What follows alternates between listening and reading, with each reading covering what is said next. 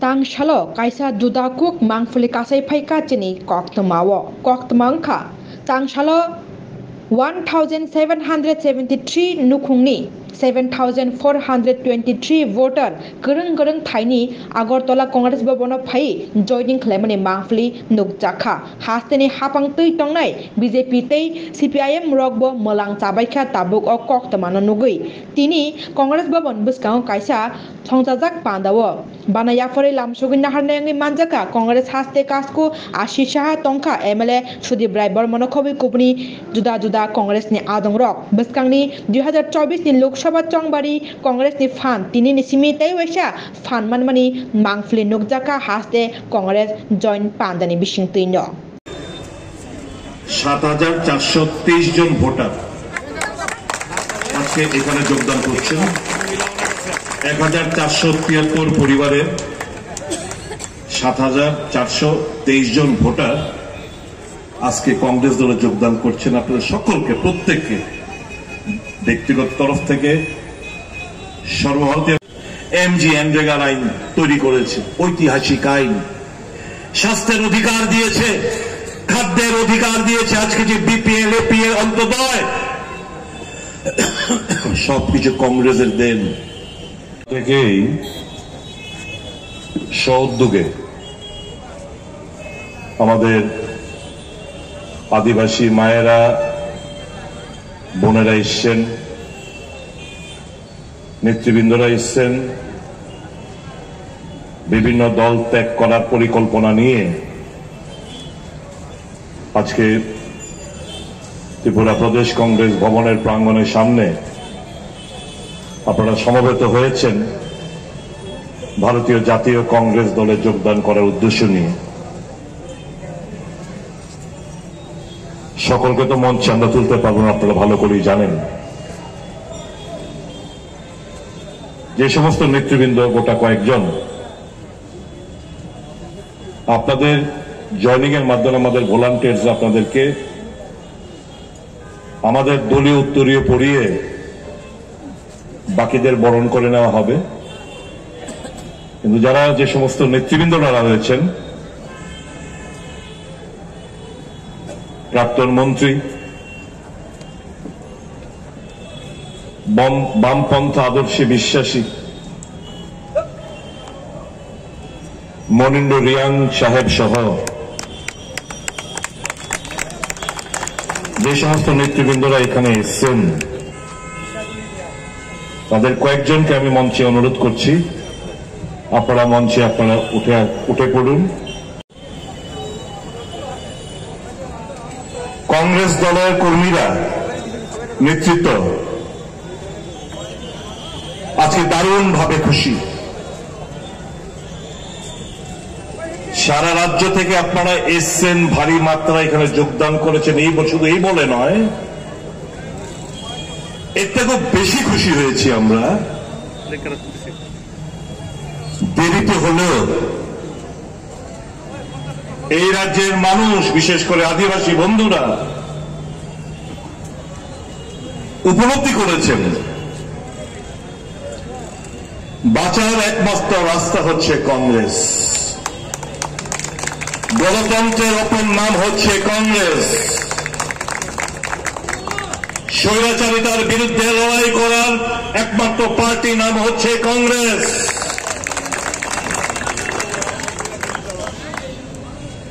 জাতি উপজাতি সমস্ত ধর্মকে বুকে আগলে রাখার নাম হচ্ছে কংগ্রেস मोहब्बत का দোকানের নাম হচ্ছে কংগ্রেস ভালোবাসার নাম হচ্ছে কংগ্রেস এই ঐতিহাসিক দিনে আপনাদের যে সিদ্ধান্ত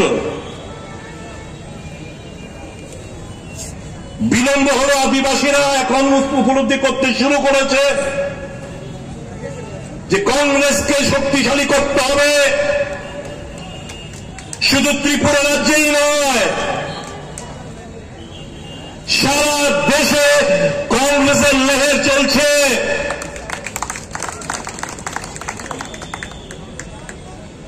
যেগুলো যে কারণে হোক 60% ভোট পাওয়া সত্ত্বেও বিরোধীরা আজকে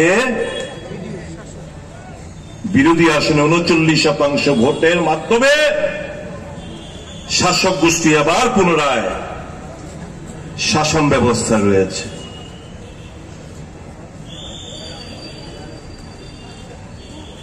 মানুষ বাক্রুদ্ধ।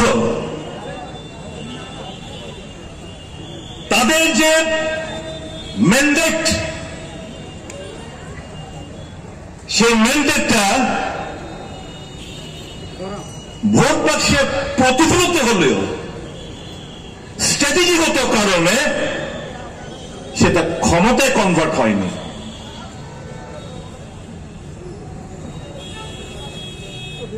উনচল্লিশ শতাংশ ভোট নিয়ে এই রাজ্যে টেরিটোরিয়াল কাউন্সিল থেকে শুরু করে যতগুলো নির্বাচন হয়েছে, কোন রাজনৈতিক দল এত কম পার্সেন্টেজ নিয়ে ক্ষমতা দখল করেনি। এই প্রথমবার সেটা হয়েছে।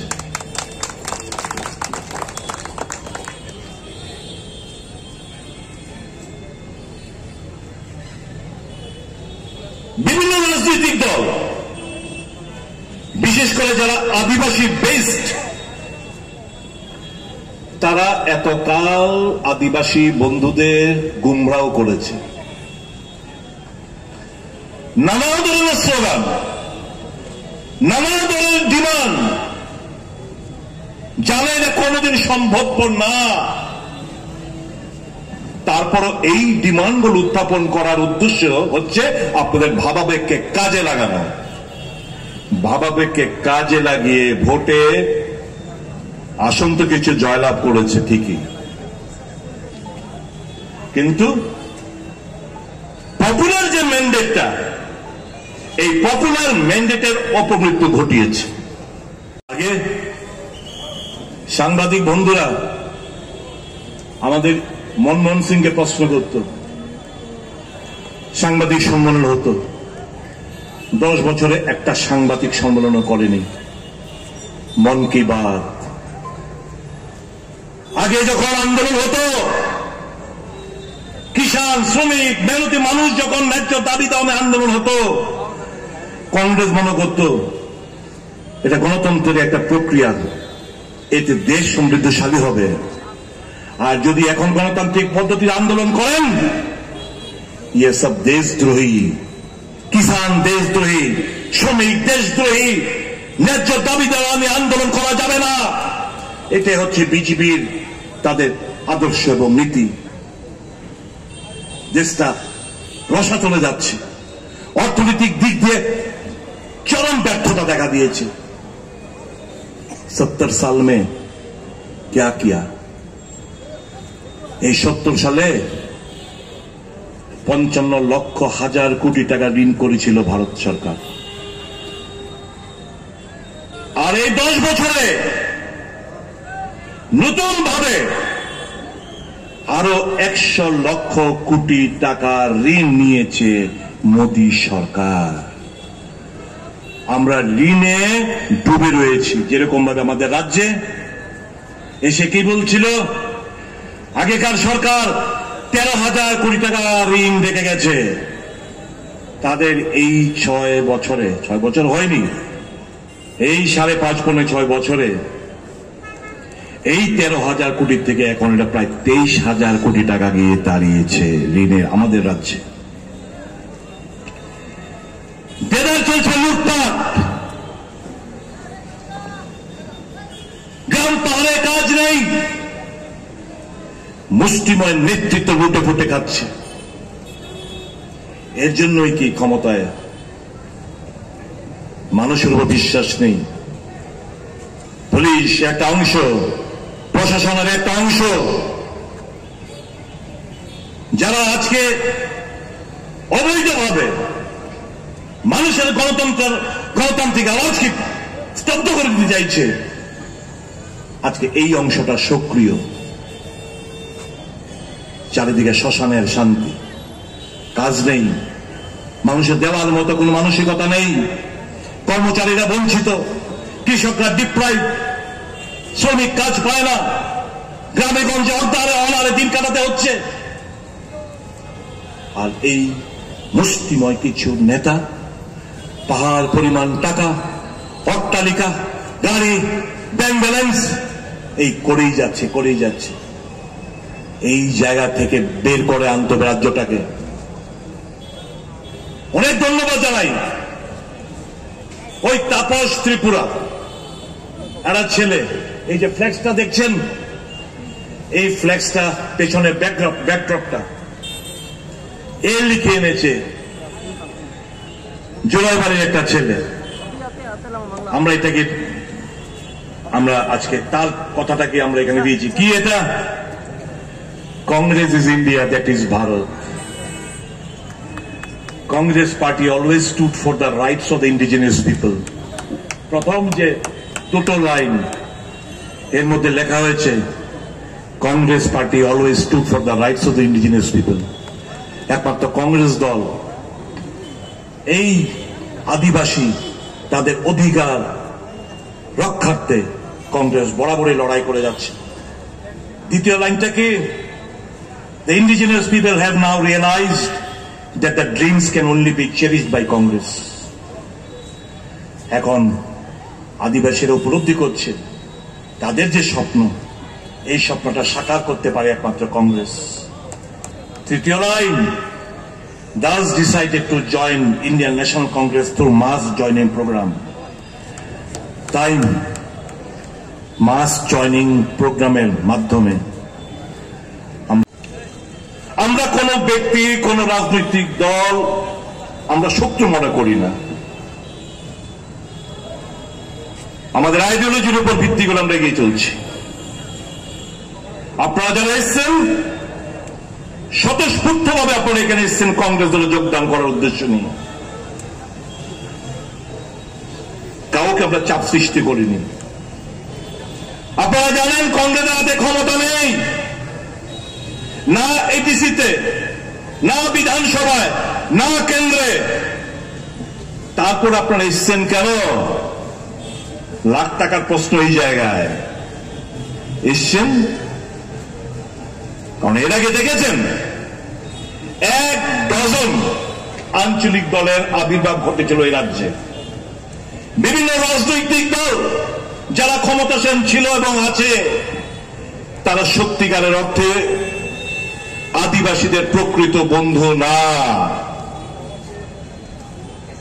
লড়াই, একের বিরুদ্ধে একে লড়াই, রাজনৈতিক সন্ত্রাস, ধর্মের নামে লড়াই,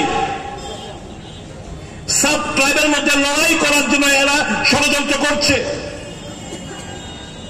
ত্রিপুর কমিউনিটি রিয়াংদের বিরুদ্ধে রিয়াং কমিউনিটি, জামাতের বিরুদ্ধে জামাত কমিউনিটি, হালামের বিরুদ্ধে এরকম ভাবে এই 19টা সাব ট্রাইবের মধ্যে লড়াই করার ষড়যন্ত্র আটছে এই বিজেপি নামক দলটি। সাবধান বন্ধুরা, কংগ্রেস দলের ভিশন এবং আমাদের ডিমান্ড পরিষ্কার। অবাস্তব কোন আমাদের ডিমান্ড নেই। কি ডিমান্ড? যেটা কংগ্রেস শুরু করে গেছিল 14 সালে ক্ষমতাচ্যুত হওয়ার জন্য, সেই স্বপ্নটা বাস্তবায়িত করতে পারেনি রাজ্যের আদিবাসী অঞ্চলের মানুষদের। কি? 125তম সংবিধান সংশোধন, 125th অ্যামেন্ডমেন্ট বিল, এটা পার্লামেন্টে পাস করার জন্য। যে সমস্ত নেতৃবৃন্দরা, বিশেষ করে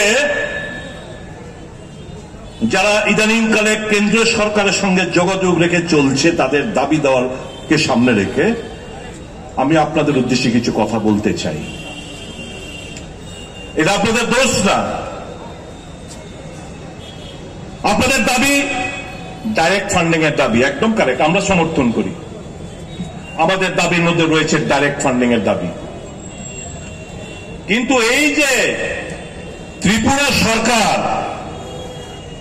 যেই কনস্টিটিউশন অ্যামেন্ডমেন্ট বিলের জন্য যে কেন্দ্রীয় সরকার যে প্রস্তাব পাঠিয়েছিল এবং রাজ্য সরকারের যে মতামত,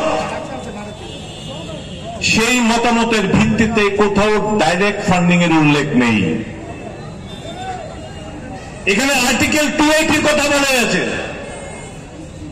280 কথা বলে এখানে সিএ একটা আরেকটা ক্লজ অ্যাড করা হয়েছে। আমরা যদি কনস্টিটিউশনের 280টা যদি আমরা বলি, অর্থাৎ ফিনান্স কমিশন, আমি ছোট্ট কয়েকটা জায়গা পড়ছি। The President shall within 2 years from the commencement of this Constitution and thereafter at the expiration of every 5th year or at such earlier time as the President considered necessary by order of Constitutional Finance Commission, which shall consist of a chairman and 4 other members to be appointed by the President. Key. Number 2, Parliament may by law determine the qualification which shall be requisite for appointment as members of the Commission and the manner in which they shall be selected. 3, it shall be the duty of the Commission to make recommendation to the President as to the distribution between the Union and states of the net proceeds of taxes which are to be or may be divided between them under this chapter and allocation between the states of the respective share of such proceeds.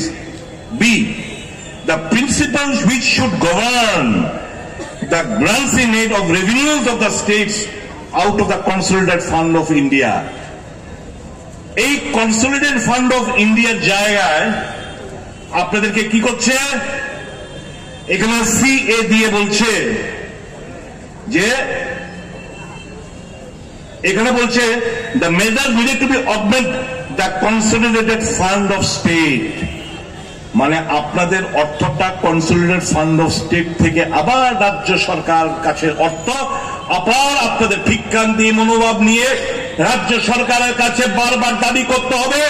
রাজ্য সরকার তারপর আপনাদেরকে রাজনৈতিক কারণে এই legitimate ডিমান্ডগুলো আপনাদের fulfil করা হবে না। কাজেই কংগ্রেস দল কি বলছে, কংগ্রেস দল 280 ক্লজ 3B দাবি করছে। তাহলে কেন্দ্র থেকে সরাসরি অর্থটা আমাদের এডিসি হাতে যাবে। আর্টিকেল 275 অফ দ্য কনস্টিটিউশন, আমরাও তো কনস্টিটিউশনাল সলিউশন চাইছি।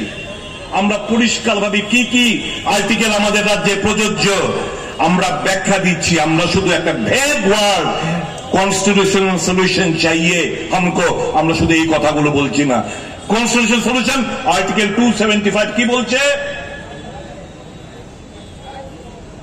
provided grants from the union to certain states, provided there shall be paid out of the Consolidated Fund of India as grants in aid of revenues of a state, such capital and recurring sums as may be necessary to enable the state to meet the cost of such schemes of development as may be undertaken by the state with the approval of the Government of India for the purpose of promoting the welfare of the scheduled tribes in that state or raising the level of administration of the scheduled areas therein to that of the administration of the rest parts of that state.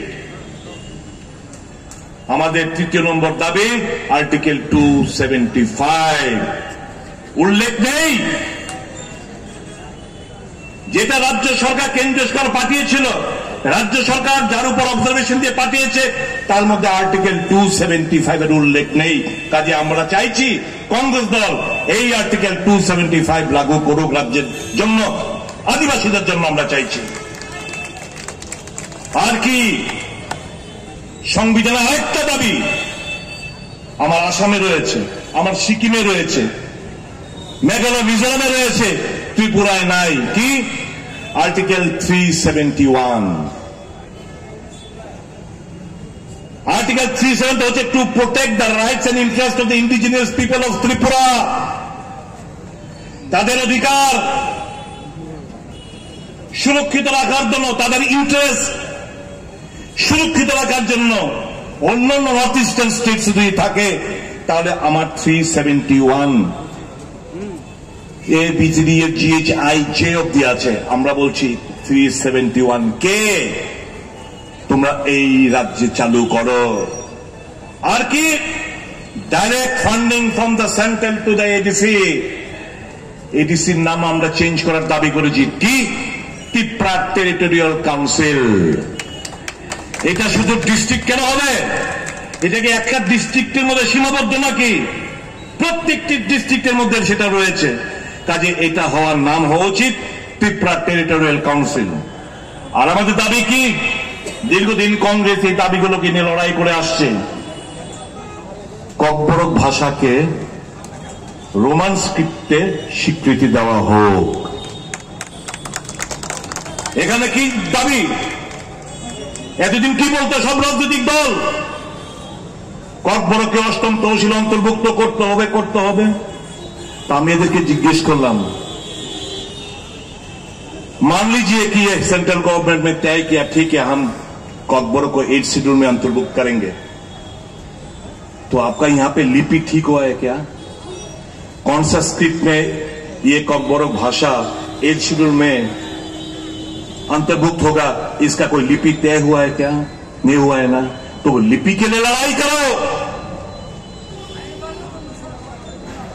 आज क्या भी बोलबो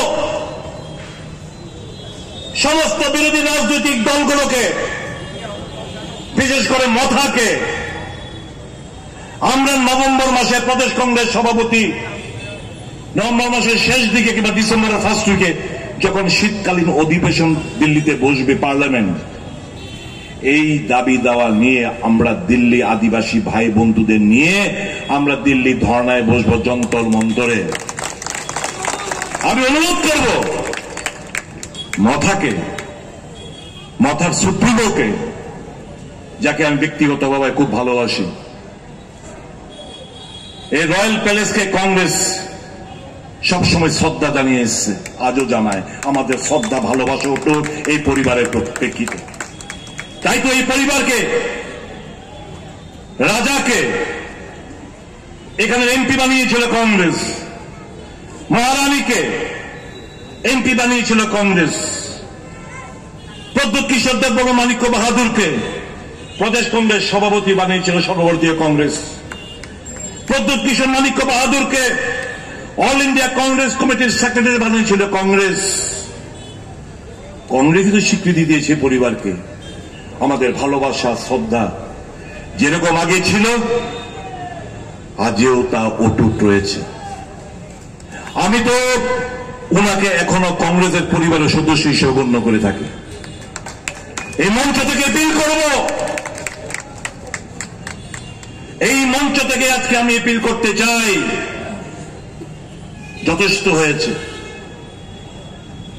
March করে ফেলুন আপনার পুরো দলটাকে কংগ্রেস সাথে, আসুন নেতৃত্ব দিন। আপনার ডানে বায়ে আমরা থাকবো, কথা দিয়ে যাচ্ছি। সভাপতির দায়িত্ব নিন, দলকে চালান সুন্দরভাবে। দু হাত তুলে আপনাদেরকে আমরা সহযোগিতা হাত বাড়িয়ে দেব। আমরা সত্যিকার অর্থে মানুষকে আমরা ভালোবাসি। আমরা চাই আদিবাসী এলাকার মানুষ সমস্ত সুযোগ সুবিধাগুলো যেগুলো থেকে আজকে বঞ্চিত হচ্ছে, স্বাস্থ্য শিক্ষা থেকে শুরু করে বেসিক এমিনিটিস, পানীয় জল, বিদ্যুৎ, সমস্ত দিক দিয়ে আজকে আদিবাসী এলাকায় লোকজন পিছিয়ে রয়েছে। ভাগ্যিস কর্মসংস্থান তো বলতে স্তব্ধ। ভাগ্যিস কংগ্রেস ইউপিএ সরকার, মনমোহন সিং এর সরকার এমজিএনরেগা চালু করেছিল। আজকে গ্রামীণ অর্থ ব্যবস্থা যতটুকু যা আছে শুধু ওই এমজিএনরেগার উপর টিকে রয়েছে।